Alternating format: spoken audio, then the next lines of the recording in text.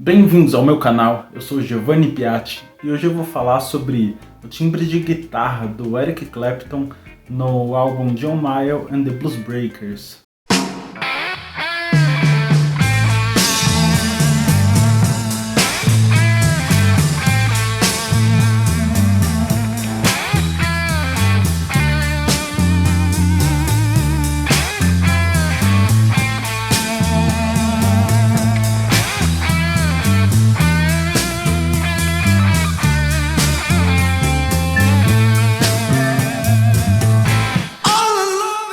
Eu acho que quando se fala em guitarra blues, esse talvez deve ser um dos álbuns mais importantes da história. É um marco em questão de timbre, ele praticamente definiu o que seria um bom timbre de guitarra pelos próximos 60 anos. O álbum foi gravado em 66. Praticamente ele diz ali como deveria ser gravada uma guitarra e criou também um imaginário na cabeça das pessoas de o que era um timbre de guitarra rock ou guitarra blues. Antes de entrar nos detalhes aqui do timbre especificamente e explicar como eu cheguei nesse timbre que eu coloquei aqui no exemplo do vídeo agora há pouco, eu acho legal contar um pouquinho da história e do contexto histórico ali do momento também. É legal entender como a coisa toda funcionou e, enfim, na minha opinião, foi um momento ali onde realmente o Clapton revolucionou a história da guitarra e talvez até da música, na minha opinião. Ali no meio dos anos 60, na época ainda não era tão comum o uso da distorção em guitarra. Era algo que na verdade ainda estava começando, as bandas que usavam alguma coisa do tipo também não usavam em excesso. Então assim, os Beatles, os Stones talvez, pelo menos pelo que eu lembro agora, eram as bandas que mais colocavam isso nas músicas na época e ainda assim não era grandes coisas, né? Assim, não dá pra dizer que os Beatles ou os Stones tinham um som realmente pesado de guitarra. E quando os músicos precisavam tocar um pouco mais alto, quando eles precisavam de mais volume, normalmente eles usavam os amplificadores da Fender, que eram na época alguns dos mais altos. Porém, por questões de, enfim, burocracias, leis da época, era um pouco complicado importar esses amplificadores que eram fabricados nos Estados Unidos, importar para a Inglaterra, que, como você provavelmente muito sabe, o Eric Clapton ele é inglês. E, bom, por conta disso, um engenheiro inglês lá da época, chamado Jim Marshall, ele começou a fazer, de certa forma, réplicas desses amplificadores da Fender na garagem dele junto com o filho dele. Porém, justamente por conta dessa questão de importação, disponibilidade de peças, materiais e tudo mais, ele usou o que ele tinha disponível ali na Inglaterra mesmo, que era um outro tipo de válvula diferente do que a Fender usava, e essa válvula fazia com que o timbre distorcesse mais quando se aumentava o volume do amplificador. Diferente dos Fender, que tinham um timbre muito mais limpo em relação ao Marshall, né? E, cara, não demorou até esse amplificador dele começar a fazer sucesso. E em algum momento, alguns guitarristas, né, começaram a reclamar que esses amplificadores que ele fazia eram muito grandes e muito pesados. Inclusive, esse amplificador que ele fez é o famoso, hoje em dia, JTM-45 da Marshall. Então seria ali o primeiro Plexi, o amplificador mais clássico da história. E com essa reclamação aí do tamanho e tudo mais dos guitarristas, ele fez o que seria o Blues Breaker, que é uma versão combo ali de certa forma, do JTM-45. Ele não é exatamente o mesmo amplificador, mas tem um timbre bem próximo. No fim das contas, esse amplificador acabou caindo na mão do Eric Clapton e, bom, a gente já sabe o que aconteceu no disco. Outro fator importante é também a guitarra. O álbum ele foi gravado inteiro com uma Gibson Les Paul. Não se sabe se era uma Gibson 1959 ou 1960. O fato é que era uma Burst, que seriam as Les Pauls ali fabricadas entre 58 e 60. E sendo muito provavelmente ou 59 ou 60 a guitarra dele. Ela foi roubada pouco depois da gravação do disco. E, enfim, hoje basicamente ninguém sabe muito sobre essa guitarra. Segundo o Diogo Bonamassa, ele sabe com quem está, muito provavelmente deve ser algum colecionador anônimo, mas enfim, realmente assim, já procurei muita coisa e ninguém sabe com certeza o que aconteceu com essa guitarra. O fato é que o timbre do disco ele é feito basicamente por uma Les Paul e o amplificador Marshall Blues Breaker. Outro detalhe importante são os captadores também. Como, enfim, já de regra, a guitarra dele é uma Les Paul Burst, tinha também captadores PAF ou PAF. Para quem não sabe, eram os captadores que a Gibson fazia ali a partir do final dos anos 50 até algum momento dos anos 60. Foram os primeiros humbuckers feitos na história. Inclusive, eu já gravei um vídeo contando a história dos PAFs bem no começo do canal. Vou ver se eu deixo o link em algum lugar aqui na tela ou na descrição. Dá uma assistida no vídeo. E bom, esses captadores eles são bem importantes pro timbre ali do álbum, porque eles dão uma característica bem forte mesmo, assim, são captadores com bastante dinâmica, com bastante brilho, e com timbre assim bastante orgânico de certa forma, o que faz bastante diferença.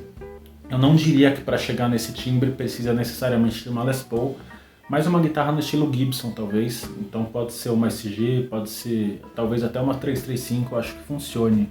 O importante é que ela tenha ali um humbucker mais nesse estilo PAF ligado num amplificador estilo o Marshall Blues Breaker. Enfim, seguindo aqui na história, o Eric Clapton, quando foi gravar o disco, ele chegou lá no estúdio com o Marshall Blues Breaker dele, colocou o amplificador no máximo, era um amplificador de 45 watts e, assim, segundo ele mesmo diz na própria autobiografia, o pessoal ali no estúdio ficou enlouquecido porque ninguém nunca tinha visto alguém tocando com um amplificador tão alto, com um timbre tão sujo daquele. Aparentemente os técnicos de som e a galera ali no estúdio não sabiam nem como gravar aquilo, mas eles deram ali o jeito deles e no fim das contas deu muito certo. E como eu já disse, o timbre de guitarra do álbum acabou definindo, enfim, o que seria um bom timbre de guitarra por muitos e muitos anos. Além desses detalhes todos aí da guitarra, do amplificador, eu já ouvi falar também que em algumas músicas desse álbum ele usou um pedal, que seria um Treble Booster, né, o Dallas Range Master, que era um pedal muito usado nos anos 60, anos 70 também, o Tony Iommi do Black Sabbath usou muito. Eu já tentei usar algumas simulações, fazer alguns testes aqui com o Treble Booster para chegar nesse timbre e não achei muito legal. Eu achei que, pelo menos do meu ponto de vista, eu consegui chegar num timbre mais próximo sem o pedal, mas é o tipo de coisa que varia muito da guitarra que você usa, do amplificador e tudo mais. Inclusive, enfim, vou dar todos os detalhes aqui sobre o timbre que eu tirei ali no vídeo e essa questão aqui do seu equipamento vale também. Eu vou passar as configurações, mas não é como se isso fosse uma receita pronta.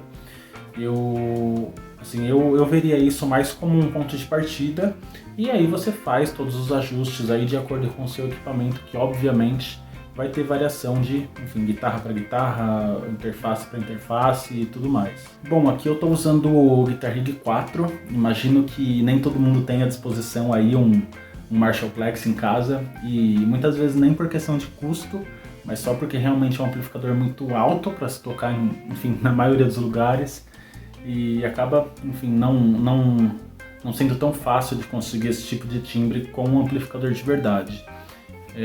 De qualquer forma, acho que o simulador é uma boa opção.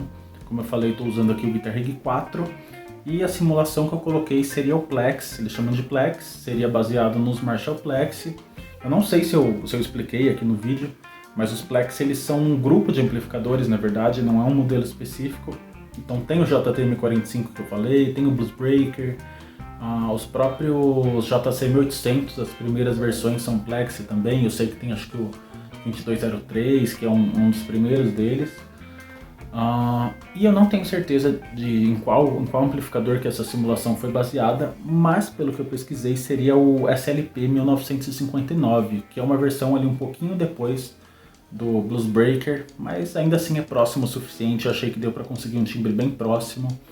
Eu gravei primeiro a guitarra limpa e aí fui alterando o timbre comparando com o disco sempre, até conseguir chegar o mais próximo possível. Lembrando que o equipamento sempre está diferença de um para o outro, guitarras, interface, cabo e tudo mais.